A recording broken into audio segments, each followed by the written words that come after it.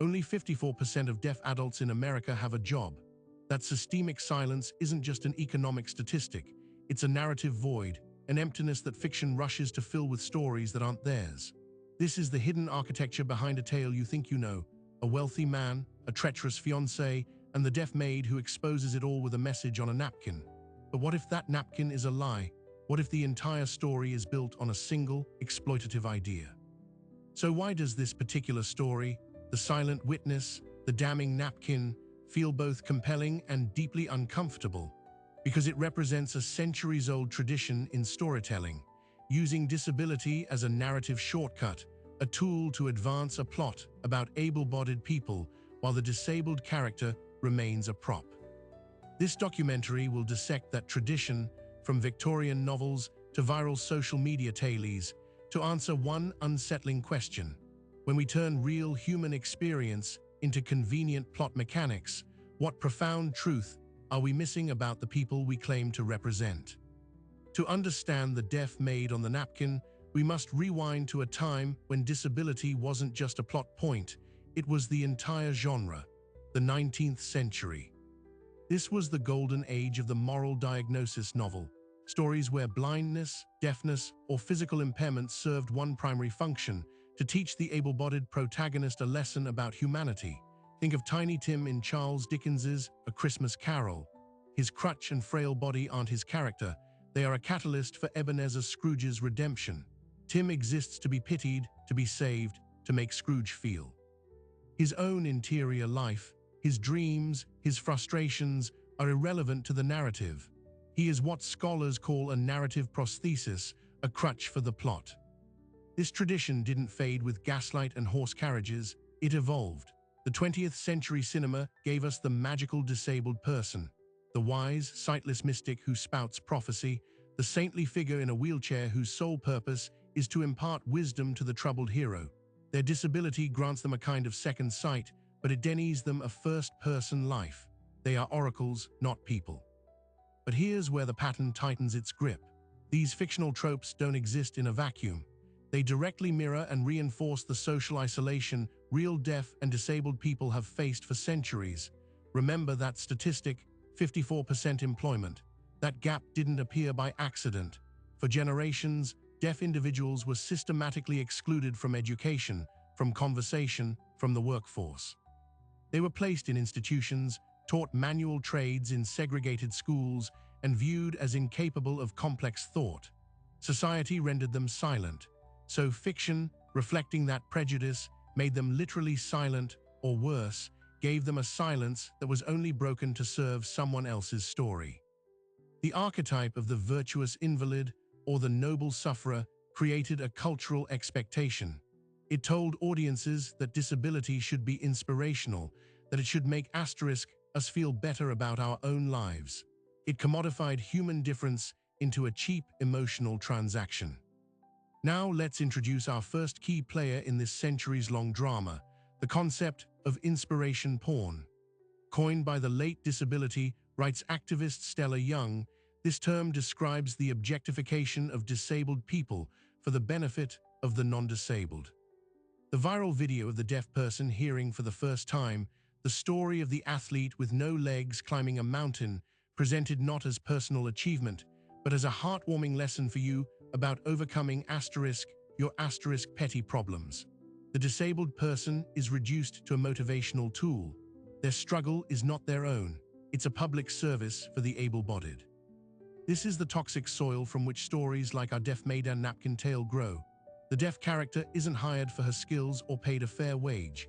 She is placed in the narrative to be overlooked, to be invisible, until the precise moment her unique perspective, born of her marginalization, solves the able-bodied protagonist's crisis. She is narrative inspiration porn. Her value is extrinsic, defined entirely by what she can do for the wealthy man. She witnesses the truth because the fiancé doesn't see her as a full person. The napkin isn't just a message, it's the ultimate symbol of this transactional relationship. She must write her humanity onto a disposable object to be seen. But what happens when this fictional blueprint collides with the messy reality of actual communication?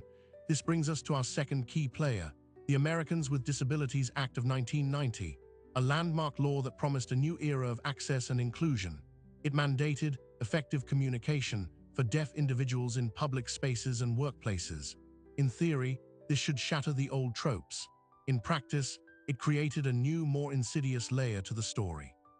Because the law created a legalistic framework for interaction, suddenly, the simple act of communication required paperwork, certified interpreters, and formal accommodations. In countless real courtrooms, unlike our fictional Napkin scene, deaf individuals are denied true participation. There's a documented case of a deaf woman seeking a protective order against an abuser. The courthouse failed to provide an interpreter. She stood before a judge, unable to understand the questions or present her own testimony. Her silence wasn't noble or plot convenient. It was a systemic failure with dangerous consequences. The law promised a voice, but the infrastructure often ensures the silence remains. So the archetype adapts. The modern viral story replaces the saintly mystic with the unassuming witness. The deaf maid, the autistic coder, the wheelchair-bound neighbor who sees all. Their disability is again the key that unlocks the mystery, but now it's dressed in the faint gloss of modern awareness. We pretend it's empowering, but the core mechanics are identical. The disabled character's entire purpose is to resolve the central conflict for the able-bodied main character. Their disability is the magic trick. And this is where we encounter the great unspoken pressure point, the audience's own guilt. We consume these stories and feel a twinge of recognition, a sense that something is off, but they are so emotionally efficient. They deliver catharsis in 90 seconds. The bad fiancé is exposed, the wealthy man learns humility, the deaf person is the hero. Roll credits. It's a moral shortcut. It lets us feel progressive without doing the hard work of confronting real systemic bias. It allows fiction to perform inclusion while practicing exploitation. This brings us to the precipice of our first major turning point, the digital age. Social media platforms became the ultimate distribution network for these narrative shortcuts. A story about a deaf maid and a napkin isn't confined to a paperback novel. It can be a thumbnail, a 60-second video, a tweet that gets 10 million likes. The emotional payoff is instantaneous, and the feedback loop is terrifying. The more these tropes go viral, the more they validate their own existence. They become the default template for inclusive storytelling. But in the early 2000s, a counter-movement began to stir in the shadows of academia and online communities. Disability studies scholars and disabled writers started articulating the harm with surgical precision. They gave us the vocabulary we've been using: narrative prosthesis, inspiration porn, reflexive representation. They posed a radical question: what if a disabled character's story was about their life, not their lesson? What if they could be the hero of their own story, not the sidekick in someone else's redemption? The tension was now undeniable. On one side, a multi-billion-dollar content machine hungry for quick, viral emotional hits. On the other, a growing chorus of disabled voices saying, "We are not your plot devices."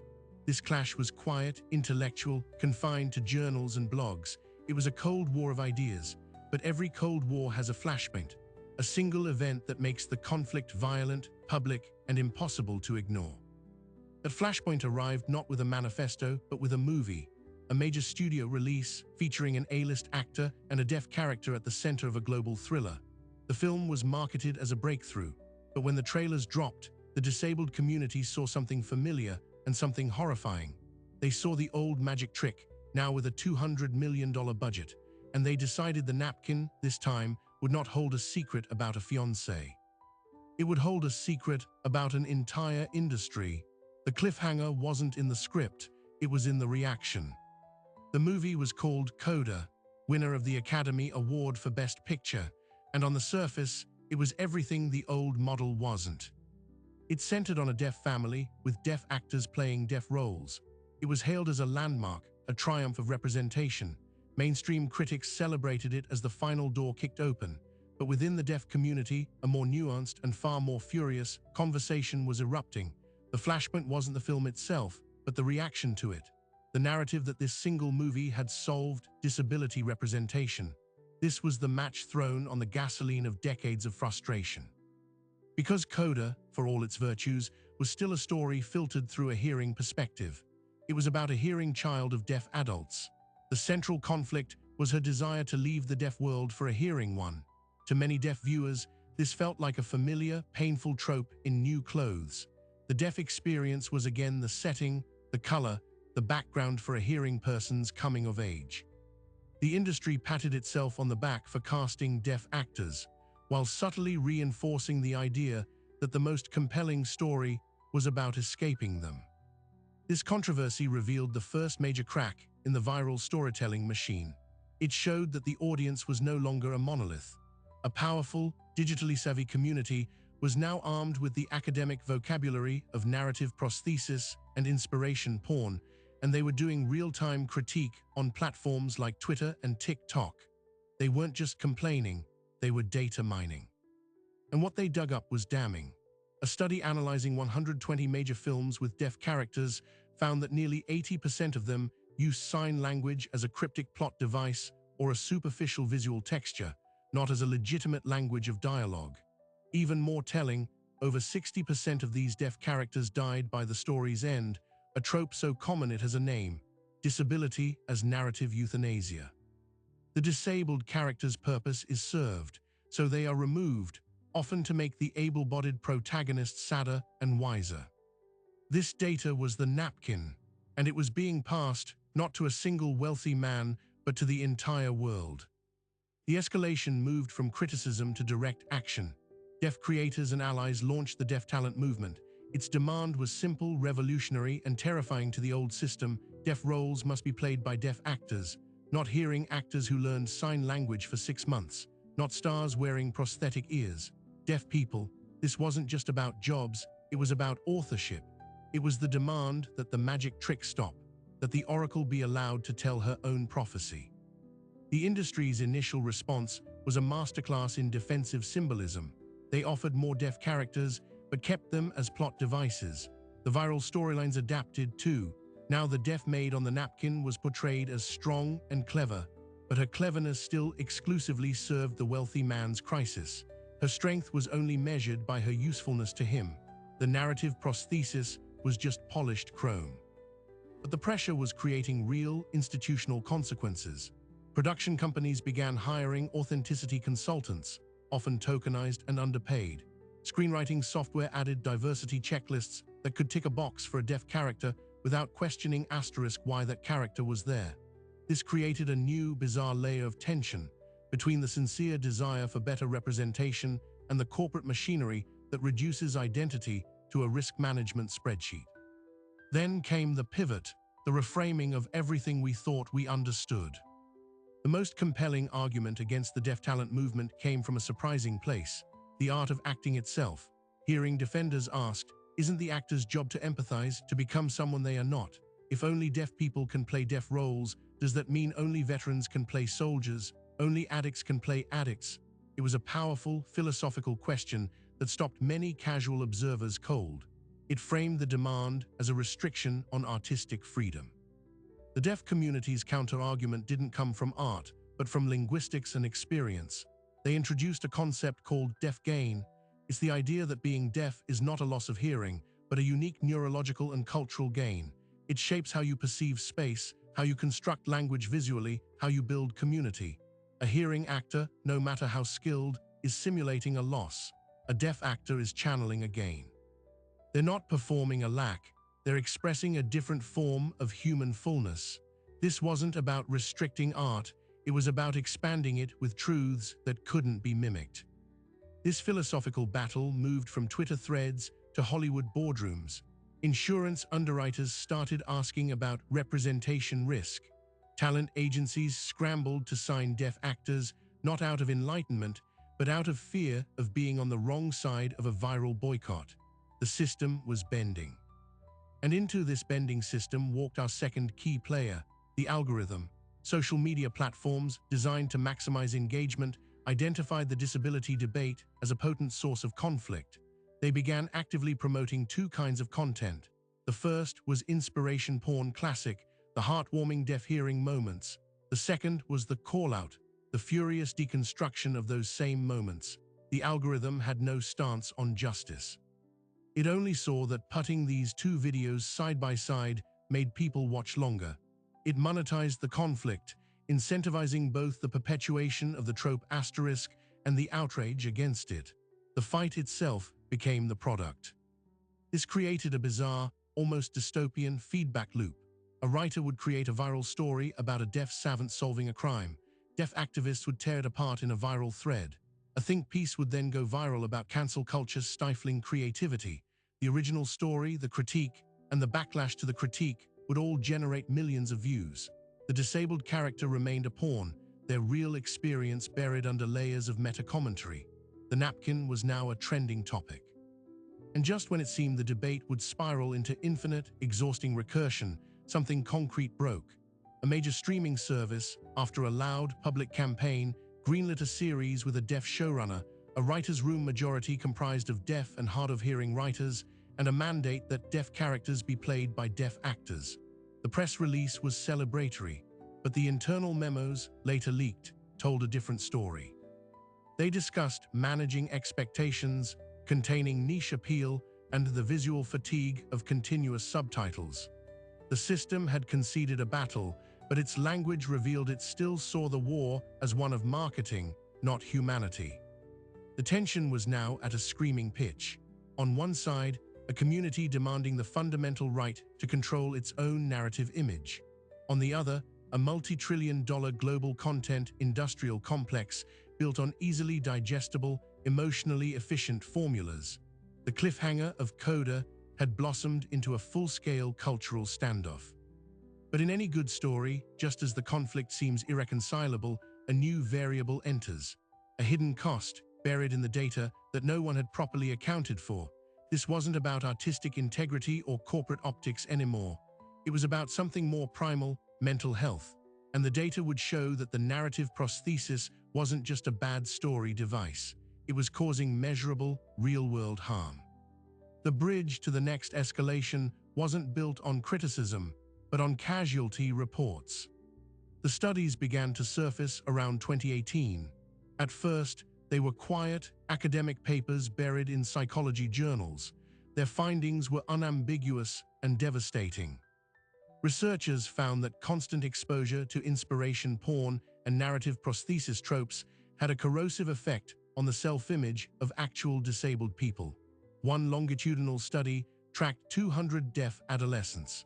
The group that consumed the most media featuring stereotypical deaf characters reported significantly higher levels of depression and anxiety. Why? Because they internalized a brutal message. Your value is contingent on how useful or inspiring you are to non-disabled people. Your own dreams, your anger, your complexity are irrelevant. You are a supporting character in someone else's life. This was the hidden casualty report. The viral story about the deaf maid wasn't just a bad story, it was a public health issue. It was reinforcing a social script that told deaf people their role was to be silent, watchful, and ultimately in service. The napkin wasn't a tool of empowerment, it was a symbol of conditional personhood. You are only heard when you write your truth on something a wealthy man can read. But the harm wasn't just internal, it had external, tangible consequences. Researchers coined the term the prosthetic expectation. It's the phenomenon where employers, influenced by these simplified narratives, expect disabled employees to be either saintly inspiration figures or helpless burdens. There is no room for a competent, ordinary deaf accountant who might have a bad day. The data showed that deaf employees who resisted this binary, who weren't perpetually cheerful or passive, faced faster rates of termination. The story had jumped the screen and was now writing HR policies. The industry's countermove to this damning research was predictably more storytelling. But this time, the story was about the storytellers. Press releases touted historic hiring of deaf writers and consultants, yet as multiple deaf professionals came forward to reveal, these roles were often symbolic. They were brought in for a single meeting, their notes ignored, then listed in the credits for cover. The system had learned to perform sincerity without practicing it. It was narrative prosthesis applied to the production process itself. And then came the economic pivot. A major marketing firm, hired by a studio to analyze the disability dollar, stumbled upon a revelation that changed the financial calculus. Their data showed that authentic, nuanced stories about disability, when marketed directly to the disability community and its allies, had a staggering return on investment. The community was fiercely loyal, with high rates of repeat viewing and merchandise purchases. But more importantly, these stories had massive crossover appeal to general audiences hungry for genuine, untold stories. The firm's conclusion was blunt. Bad representation wasn't just morally wrong, it was leaving billions of dollars on the table. Greed, it turned out, could be a more powerful motivator than guilt. This economic argument created a seismic split within the disability community itself. A new wave of disabled creators emerged, arguing for a pragmatic approach, use the system's hunger for profit to force real change. Secure funding, build audiences, then push for more radical stories. But the old guard, the activists who had fought for rights, not representation, saw this as a dangerous compromise. They argued it would lead to a new, slicker form of exploitation, diversity as a market segment, disability as a brand. The conflict reached its peak with the release of a big-budget superhero film featuring a deaf protagonist. The studio had cast a deaf actor in the lead, a monumental first. But the plot was a familiar recipe. The hero's deafness gave him a superpower of heightened other senses, which he used to save the world. The community's response was fractured. Some celebrated the visibility and the jobs it created. Others lamented that even in victory, deafness had to be framed as a superpower, not a neutral human state. The debate was no longer between the community and the industry. It was a civil war within the community about the price of progress. In the middle of this war, the algorithm continued to profit. It fed both sides of the fracture, amplifying the most extreme voices, turning nuanced debate into hostile engagement. The real human cost was drowned out by the noise. And then a new revelation stacked upon all the others, changing the interpretation of the entire conflict. Linguists and AI researchers published a paper on large language models and bias. They found that when these AI, trained on centuries of human text, including our stories, were prompted to generate a tale about a deaf person, over 70% of the outputs followed the narrative prosthesis or inspiration porn template. The AI had learned the trope as truth. It was now automating the production of the very stories that caused the harm. The feedback loop was complete and terrifying. Biased human stories create biased AI, which then mass-produces more biased stories, poisoning the next generation of human imagination. This was the wait, it gets worse moment. The fight was no longer just against human writers and executives. It was against the embedded bias in the very tools that would shape all future storytelling. The napkin had been scanned, digitized, and was now being printed by a machine 1,000,000 times a minute. Yet in the shadow of this seemingly insurmountable challenge, a new pattern began to emerge. It wasn't a loud revolution, but a quiet insurgency. Disabled creators, tired of asking for a seat at a broken table, began building their own. They launched independent publishing houses, film cooperatives, and social media networks with built-in accessibility. They weren't trying to fix the old story. They were writing a new one from the ground up, on their own terms. This movement had a different goal. It wasn't about convincing Hollywood to be better. It was about making Hollywood irrelevant. It was about creating a parallel ecosystem where disability wasn't a plot point, but a lived reality in stories about love, war, heists, and comedies. The climax of their stories wasn't about overcoming deafness. It was about navigating a world that refused to accommodate it. The major transition line was now clear.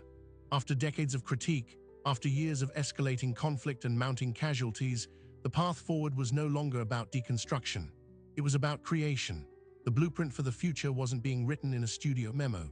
It was being coded in an accessible app, filmed on a budget, and published directly to an audience that had been waiting a lifetime to see themselves as the heroes of their own epic, ordinary lives. The final act wouldn't be about a battle, it would be about a birth. The first major signal that this parallel ecosystem wasn't a niche, but a new mainstream, came not from a film festival, but from a children's television network. In 2021, a show called Deaf U launched on a major streaming platform. It was not a documentary about overcoming deafness. It was a reality series about deaf college students navigating friendship, romance, and ambition at Gallaudet University. Its creator was a deaf woman. Its cast were deaf people being messy, charismatic, and entirely ordinary. It was a hit. More importantly, it proved the economic thesis. A story not about disability, but about people who happened to be deaf, had massive, profitable appeal. The audience didn't need the disability to be the plot, they just needed the characters to be real. This was the birth, the prototype of the new model. Across the independent landscape, similar projects began to flourish. A graphic novel series about a deaf spy, where her sign language is an asset but her mission isn't about her ears.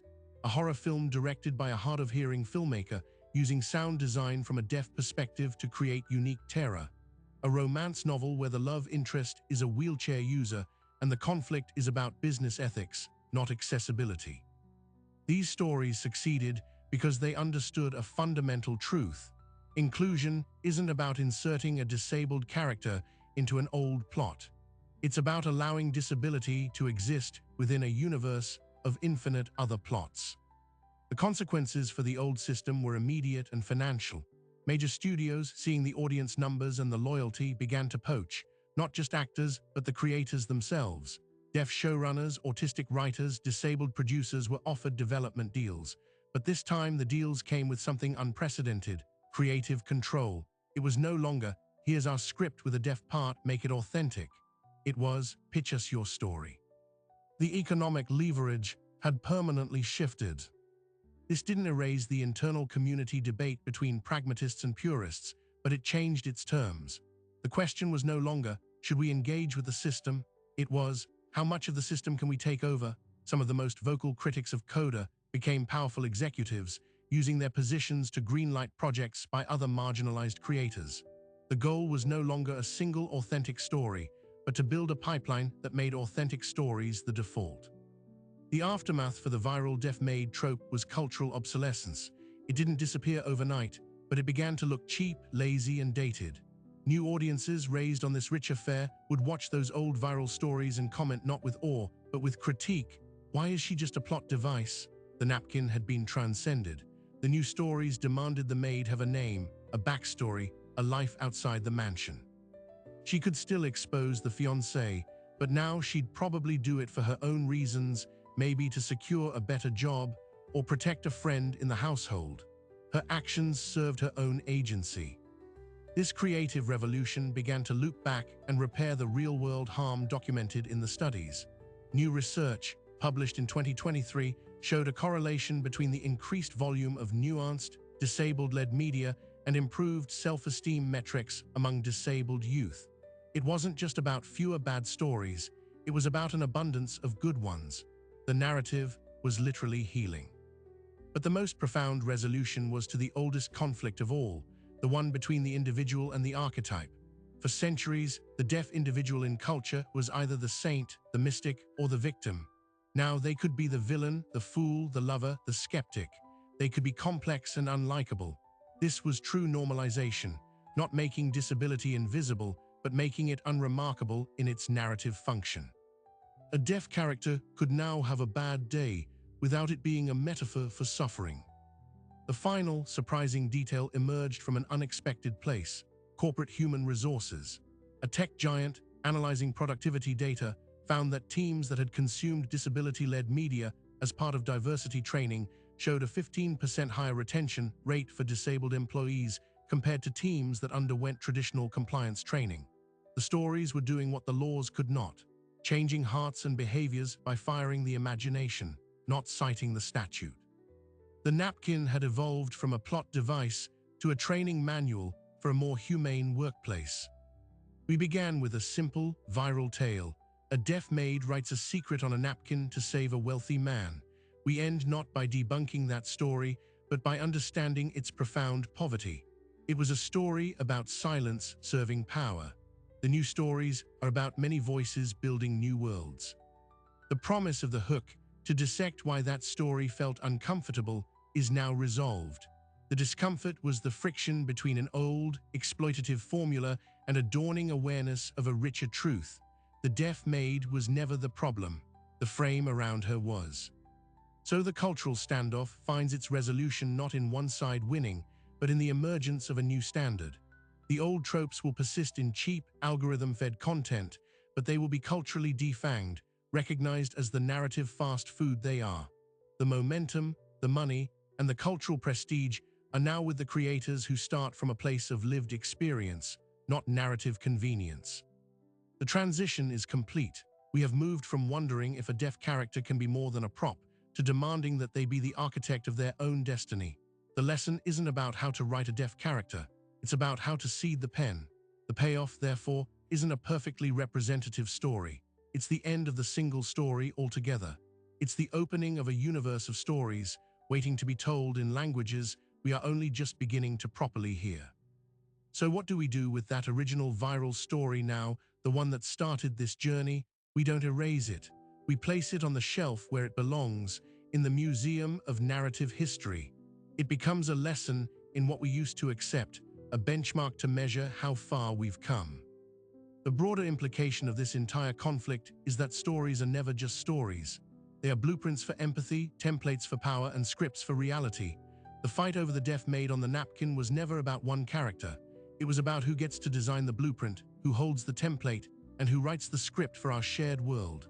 When we change the authorship, we don't just change a plot. We change a point of view, and therefore, we change what is possible. The lingering question, then, is not about disability at all. It's about all the other marginalized experiences still trapped inside narrative prostheses, waiting for their creators to seize the pen. What archetypes are we still consuming unthinkingly? What other napkins are being written right now in stories we love that reduce complex human beings to simple plot functions? This documentary leaves you with a perspective and a tool. The perspective is that authentic representation is not a charitable act. It is a creative necessity that produces better art, healthier audiences, and a more truthful culture. The tool is a simple question you can ask of any story you encounter. Whose story is this? Who benefits from its telling? And who is really holding the pen? If this exploration has shifted how you see the stories around you, then share it, discuss it. The most powerful change happens not when a single story is corrected, but when an entire audience learns to read between the lines. Your attention is the most valuable currency in this economy of narrative. Spend it on the creators building new worlds, not repackaging old, broken ones. Thank you for watching. For more deep dives into the hidden architectures of our culture, don't forget to subscribe and join us for the next story waiting to be unpacked. Until then, listen closely, not just to what is being said, but to who has been given the voice to say it.